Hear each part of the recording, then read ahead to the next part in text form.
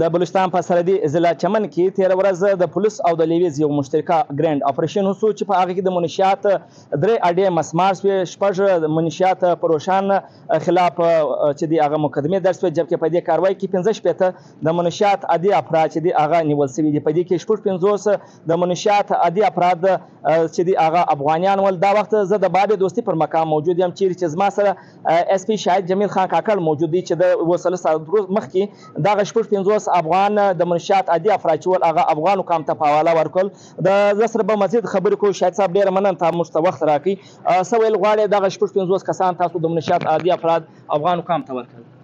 کور ودان ګلفان بھائی، دا چې چمن حالات ستا ته در معلومو چې د نه میاشته پرلط شروع په دې کې اکثره اغلاوې کېدلې، د تارونه غلا کېدې، د کور وسشیان غلا کېدې، ډکیتیانې کېدلې. په دې کې اکثره منشیات عادي او افغاني مال پکښې وې.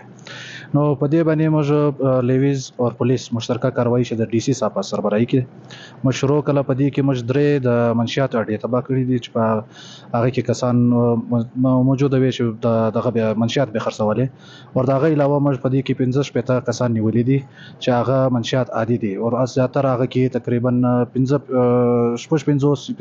کسان افغاني دي چې هغه افغاني حکام حواله کړي.